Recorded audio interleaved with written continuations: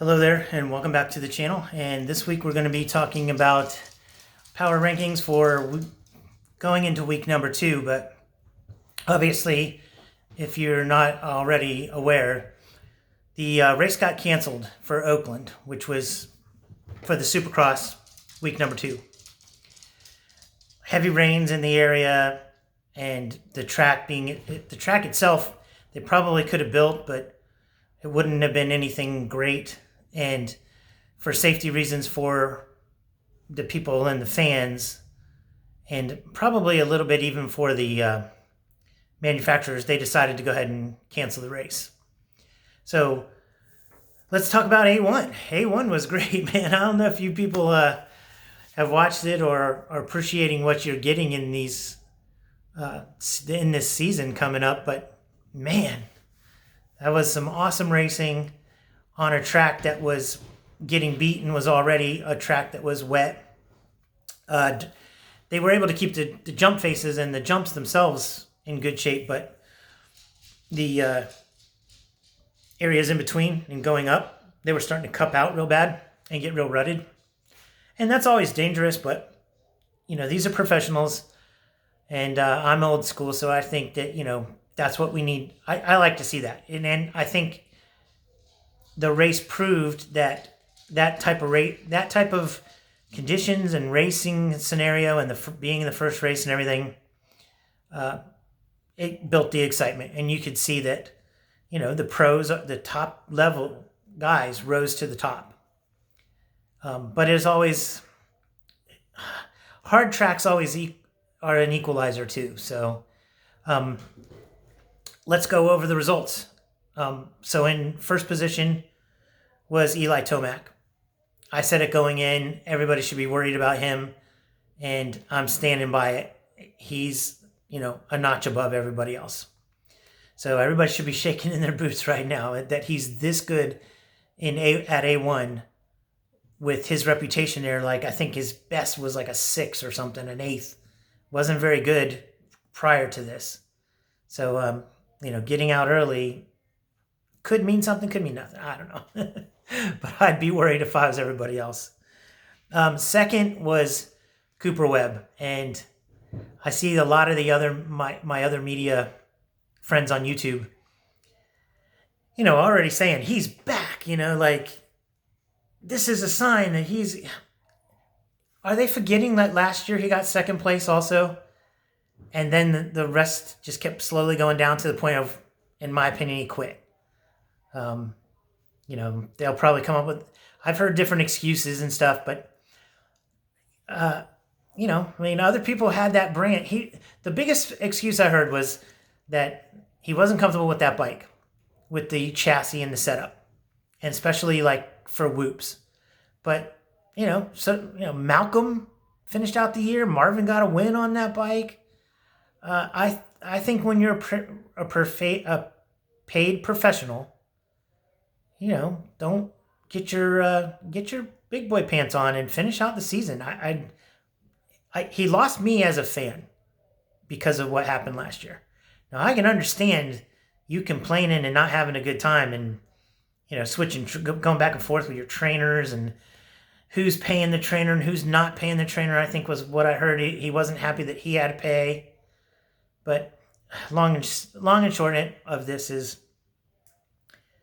don't crown the guy yet that he's back all the way or that he can win the championship. It's one race.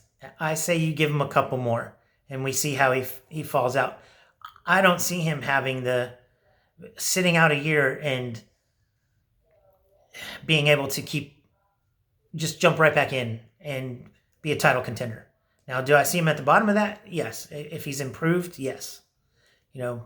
5, 6, 7, somewhere in that neighborhood, maybe, is where I think at the end of the year. But anyway, so going back to Anaheim 1, I've got a little sidetracked here because I'm not happy with that one.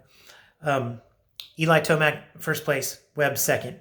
Third was Sexton, kind of where I figured in that top 3 or 4 opening, and I see him to be there all the way at the end. He's kind of my title pick.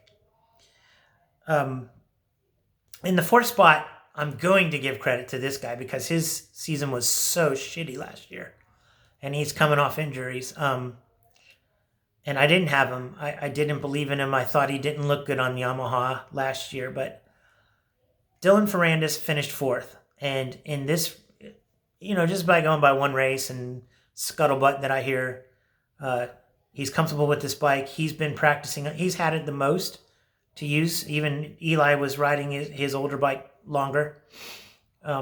So he's been kind of the one setting it up, getting it going, been on it the most, and he's liking it, and he looked very good. I was surprised. I'd like to see him do better. He may come around, and I may start having him up here in the power rankings. In 5th place was Roxon. Kind of a gimme. He kind of fell into a couple of spots, I believe. But he looked really good in the first couple laps. Then I started to notice that I think he just backed it down. And a little bit I noticed his rear suspension was blowing. It was kind of blowing through the stroke. Weird. He likes stiff front and softer back anyways, but in general, when I started watching it, I was really watching how it blew through the compression very quickly on quick hits, like landing onto the flat of a table, like in a transition area, like a 3-2-2 or something, and you're landing on the flat of a table and jumping off onto a single. When he would land, it would really slap all the way through blow through the compression. So I think they've got a little work to do, and that's I expect that. But I'm going to call out Cooksey again on this. Cooksey and Walty Wanders, what did he do to you guys? Like sleep with your sisters or something? You guys really have it in for him, and I don't understand why at all. Everything I saw there was, here's a guy with a short amount of time testing a bike. Says he likes it, gets it, starts doing a little training on it, pulling the people together. This is not a factory effort. Remember that, man. He's pulling all these pieces together as a privateer. Well, not a privateer, but like a second tier group with a little bit of help. Not a lot, from what I understand. Suzuki hasn't stepped in yet a lot with parts and stuff like that, and technicians. Money, yes, they kicked in some money, and Progressive's the big money sponsor for him, and Red Bull and Fox. So, but he is pitting out of he did get his own setup just so he could keep Red Bull. So he kind of pits separately of the Twisted Tea version of the HEP Motor Sportsport team. So in 5th place was Ken Roczen, after a couple of people crashed out and had some issues. In 6th, a total surprise to me. I didn't know where to put him, so I didn't even put him in the top 10. Typically, rookies don't do that well in their first season. Colt Nichols, 6th place. Let's see what he can do, man. Riding a Honda puts a lot of pressure on you, so, you perform or you don't. That's kind of how that one goes. In 7th was Anderson. Anderson was crashing his brains out. I don't know what his problem was early on. And even in the main, he slid the front end out. So not too bad. But I think he's just happy to get the hell out of there. Jeez, I don't see that being the scenario for him. I see him top 3 most weekends. And that just was an anomaly. Track conditions can play a lot into that. Nerves. Who knows? In 8th, another surprise, Plessinger. He suffered last year from, the problems that everybody at KTM and all the KTM type bikes, the KTM group includes, the Gas and the Huskies. And I just feel like he was struggling a little bit, let's just call it that. Who knows if it was the bike or him, but this year looked pretty good. I mean, he was on it a couple of times, riding even a little aggressive and a little crazy, but that's okay. Sometimes you got to do that. So in 8th place was Plessinger. 9th, I called this kind of where, in my previous video, I called this Adam C. and Cirillo. I figured that he would get good start and work his way back. but he basically just kind of hung around there. He was around a 5th or 6th, and he's back down here to 9th. I've said it before. People around him that we know has said, he's still struggling. He knows it. He knows he's not as fast as Anderson right now. He knows he can't do the long laps yet. So certain tracks are going to be better for him than others. How much the impacts affect his knee and affect his hand wrist going numb. But I totally am behind his plan for this year, barring injury. Because it could still happen. Just put in the laps, finish the race. You got to build a base. He said it himself. You got to build back a base. He's been away 2 years, essentially 2 years, out of the 450 class. Put in the laps, see the finish, see the checkers, do 17 rounds of seeing the checkers, and I think that could be considered a great year for him, and could be the beginning of better things as the season goes along, depending on, like I said, how his health, his knee and his wrist hold out throughout the year. And number 10, kind of a shock, maybe. I don't know. Savatgy is in 10th place, and coming in only a little surprising to me because he put his deal together real late. I mean, he was kind of kicking around on a Kawasaki, I believe, but his deal came together kind of last minute. So for him to get a 10th, I think that's pretty respectable. So a couple people off the list that I'm not going to try to fit him into a top 10. My power rankings for this week will be just those that I just named, the top 10. And I'll work on it next week, or sorry, there's a week off, but the next time they race, I'll work on an actual power ranking that will be based on how I feel people are moving up, what their, what's the word I'm looking for? Their hotness, let's call it, hot and cold, up and down. Who's going up and whose chips are higher and who's falling down the list. But this week would just go by what the results were for A1, which I just named off the top 10. I'll repeat it again. Eli Tomac, Cooper Webb, Chase Sexton, Dylan Ferrandis, Ken Roczen, Colt Nichols, Jason Anderson, Aaron Plessinger, Adam Cianciarillo, and Joey Savatgy. Off the list, but made great showings, and I think there's improvement for these people. Malcolm